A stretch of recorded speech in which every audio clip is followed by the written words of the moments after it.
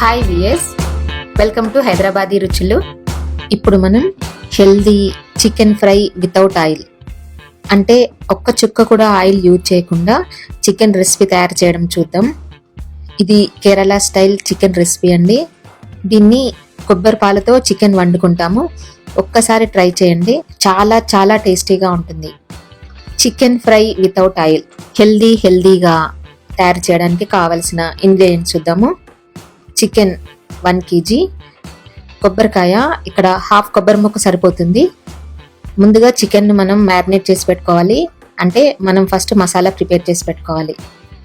ఒక mixie jar తీసుకుని దాంట్లో ఇలాచి, లవంగాలు, దాల్చిన చెక్క, మిరియాలు, వేయించిన జీలకర్ర, వేయించిన ధనియాలు వేసుకొని పౌడర్ చేసి పెట్టుకోవాలి. ఇలా పౌడర్ చేసుకున్నాం కదా, ఇప్పుడు దీంట్లో అల్లం వెల్లుల్లిపాయ ముక్కలు వేసుకోవాలి. మనం కావాలనుకుంటే అల్లం వెల్లుల్లి పేస్ట్ కూడా వేసుకోవచ్చు. పెద్దగా కట్ చేసి పెట్టుకున్న ఉల్లిపాయ ముక్కలు వేసుకోవాలి. ఇప్పుడు వీటన్నిటిని మెత్తగా పేస్ట్ చేసి పెట్టుకోవాలి. మసాలా ప్రిపేర్ అయిపోయింది కదా, ఇప్పుడు చికెన్ని మ్యారినేట్ చేసి పెట్టుకుందాము. నేను ఇక్కడ 1 kg చికెన్ తీసుకున్నాను. దాంట్లో పెద్ద పెద్ద ముక్కలు తీసుకున్నాం అనుకోండి, ఇలా ఘాట్లు పెట్టుకోవాలి. ఇలా ఘాట్లు పెట్టుకోవడం వల్ల చికెన్లోకి మసాలా బాగా వెళ్తుంది. శుభ్రం చేసుకున్న చికెన్లో కారం 3 teaspoons, మన కారాన్ని బట్టి మనం ఎక్కువ తక్కువ వేసుకోవచ్చు. తక్కువ తినే వాళ్ళు ఇంకా తక్కువ వేసుకోండి. పచ్చిమిర్చి 2, ½ teaspoon పసుపు, సాల్ట్ 2 teaspoons, 2 tablespoons నిమ్మరసం. ఇందాక మనం పేస్ట్ చేసి పెట్టుకున్నాం కదా మసాలాని, ఆ పేస్ట్ని కూడా ఇందులో వేసుకోవాలి. బాగా కలుపుకోవాలి. ఈ మసాలా అంతా చికెన్ ముక్కలకి బాగా పట్టేటట్టుగా బాగా కలుపుకోవాలి. అంతా కలిసిపోయిన తర్వాత ఒక ½ hour పక్కన పెట్టుకోవాలి. ఫ్రిడ్జ్లో పెట్టుకుంటే ఇంకా బాగుంటుంది. ఈలోపు మనం కొబ్బరి పాలని ప్రిపేర్ చేసుకుందాము. మనం ½ కొబ్బరి ముక్క తీసుకున్నాం కదా, ఈ కొబ్బరిలోంచి మనం పాలు తీసుకోవాలి. అంటే ఈ కొబ్బరి ముక్కని ముందుగా ముక్కలు కట్ చేసి పెట్టుకోవాలి. ఈ ముక్కల్ని బ్లెండర్లో వేసుకోవాలి. బ్లెండర్లో వేసుకొని పొడి చేసుకోవాలి. ఇలా పొడి పొడిగా చేసుకున్నాం కదా, ఇప్పుడు దీంట్లో ఒక ½ cup వాటర్ పోసుకుందాము.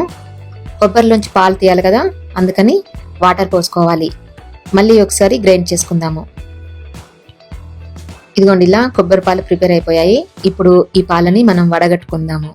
ఇలా స్ట్రైనర్లో పోసుకోవాలి. కిందకి పాలు వచ్చేస్తాయి. ఇప్పుడు పైన కొబ్బరి మిశ్రమం ఉంది కదా, ఈ కొబ్బరి మిశ్రమాన్ని కూడా గట్టిగా పిండుకోవాలి. అందులో ఉన్న పాలు వచ్చేస్తాయి. మొత్తం కొబ్బరి పాలను తయారు చేసుకోవాలి. ఇలా 1 glass కొబ్బరి పాలు తీసుకోవాలి. అంటే దాదాపుగా ½ లీటర్ కొబ్బరి పాలు తీసుకుంటే సరిపోతుంది.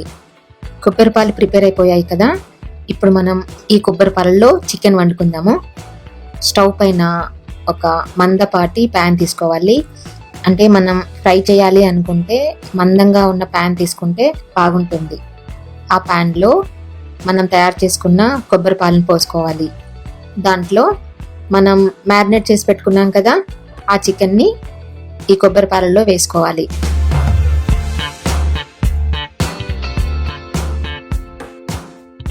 బాగా కలుపుకొని ఉడికించుకోవాలి. మూత పెట్టుకుందాము.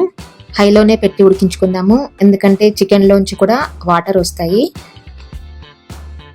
మాడిపోకుండా మధ్య మధ్యలో కలుపుకోవాలి. ఈ చికెన్లో మనం ఒక్క చుక్క కూడా ఆయిల్ వేసుకోకుండా కుక్ చేసుకుంటున్నాము. చికెన్ని బాగా ఉడకనివ్వాలి.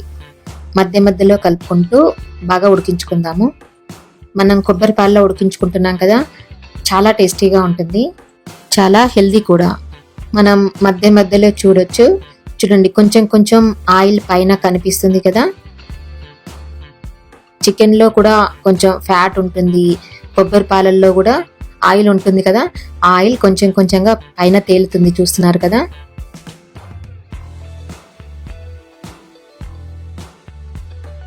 ఇప్పుడు చూడండి, ఈ చికెన్లోంచి ఆయిల్ కూడా చాలా ఎక్కువ వచ్చేస్తుంది, కనిపిస్తుంది కదా. మనకి గ్రేవీ లాగా కావాలి అంటే ఇలాగే ఉంచుకోవాలి. లేదు మనం ఫ్రై చేసుకోవాలి అంటే ఈ వాటర్ అంతా ఇంకిపోయే వరకు ఉడికించుకోవాలి.